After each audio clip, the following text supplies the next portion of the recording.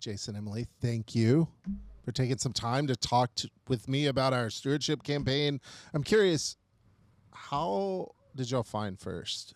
So this is a really easy answer for us. We needed a church with a center aisle to get married in. So we're celebrating our 11th wedding anniversary this year. And when we were looking for a church, we had a reception downtown. So we just needed one that was old and beautiful.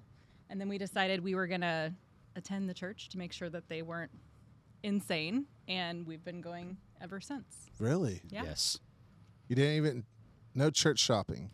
We did a little church shopping prior to attending First Church. We went to a couple of the bigger mega churches. Yeah. I would say. And I was just thinking about this today. We went to one where we went for maybe 6 or 8 weeks and no one ever said hello to us. No one recognized that we were new. And when we started coming to FUMC, it was really easy to get plugged into a First Steps class. And then we saw some familiar faces too. We knew a couple some people here. And then they pretty quickly kind of roped us into a young adults class that were people our age that were either married or single and didn't have kids yet. And so, it was just, we got involved and we love the worship here. The church is obviously so beautiful. So we've been here. That's awesome. Yeah. So you've been here like a little over a decade. So weird when you put it that way, but yes. I know. We're old, right? How's it impacted your life? You want me to take that one? Yeah, you can. Sure.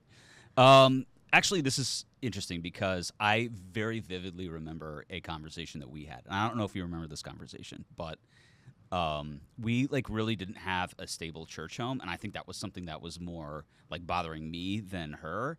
And listen, we're young, we're like engaged or like about to be engaged, and we're kind of just starting our lives together and all this stuff. And I was like, we don't really have anything to kind of fall back on in terms of like community. We had our college friends that live in Dallas, friends that we had maybe made here and there, friends of friends that we had connected with.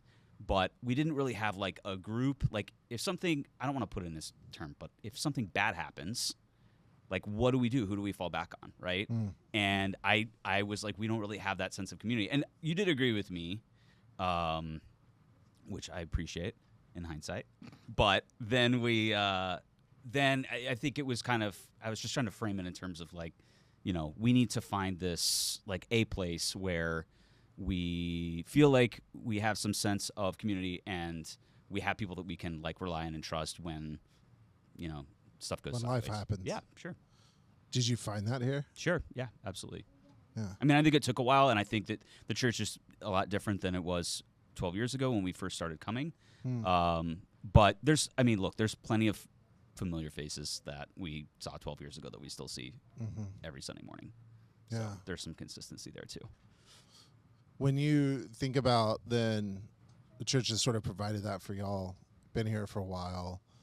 How did y'all come to a place where you're like, okay, we're going to like financially support the church? What was that conversation like with y'all? I don't really remember when we started giving like in earnest, and it may have been after we got married. And tithing is something that's like definitely important to me, but at the same time, like I want to make sure that it's like it's an establishment or an institution where I like trust them with giving money, right? Because as you're starting to like establish your career and maybe make a little bit more money, like that 10% can obviously gets bigger as your finances improve.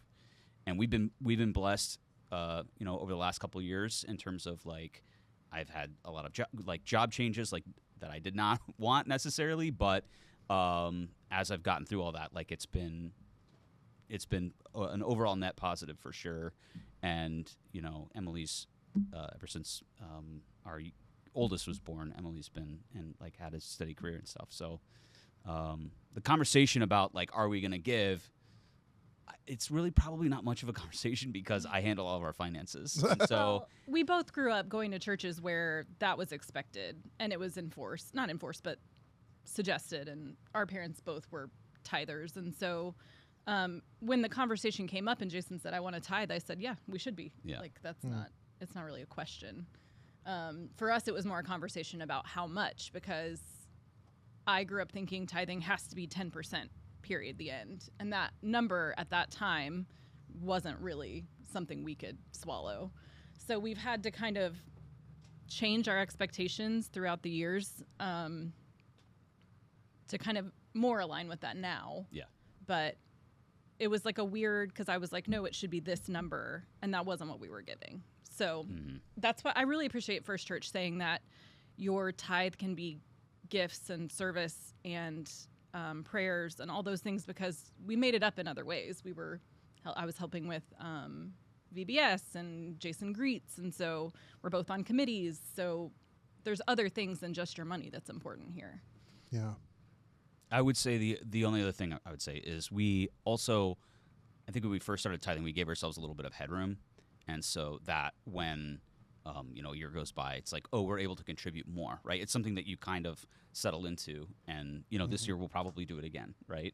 And it's not so much as like our like finances change, like our income or anything. Sometimes it's like, well, we have one kid that's halfway out of daycare now. And so like we do have a little bit more that like we can give to the church. So that is definitely something we'll factor in. Yeah. No, I appreciate that. I mean, I think that's what we try to talk about. Yeah, there are tons of ways to support the church: prayers, presence, gifts, service, witness, and all of them are important. And I think you're right. Like it's hard to start at 10%, right? Yeah. But the spiritual discipline of just giving regularly and like planning for it, I think is that's an important thing to start. And so as we sort of talk about folks who may be a part of this community but haven't filled out a pledge card yet, they've been sort of on the sidelines in terms of participating in a stewardship campaign, is there anything like you would say to encourage them, not to twist their arms or anything, but like, I don't know, how would you want to talk about giving so it would be accessible to them? I would say, this is definitely something to be given a lot of thought and prayed over and things like that. But the other part about it is, it's helpful from a sort of mental standpoint to just think of it the same way that we think about retirement contributions and things of that nature. I remember being very young and getting like my first salary job and people saying like, you have to contribute to your 401k, and like me not really taking that seriously. And then you look at the people who start saving from like day one, it's like they've got like a huge, nest egg or whatever. And so that money that you put into retirement, or that money that you put in as you're tithing, I feel like it's pretty hard to miss. If you're budgeting, if you're doing things and having kind of mindful thoughts about your, everything that's coming in and out, then that money, you will not miss it. Like it's going to a good place. It's going to a place where you get something back in return. We have to support the church. It's a business at the end of the day, right?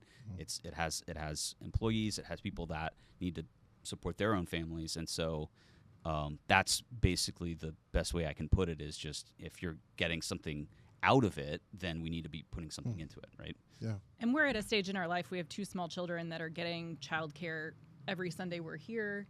Bonnie's at the children's choir right now getting music lessons for free. So like if I were to quantify all of that stuff, we're getting a lot out of what we're giving. And I think when we moved on to another stage of our life and we're not necessarily needing the childcare and all of that, it would bring me joy to know that I'm providing that for another family.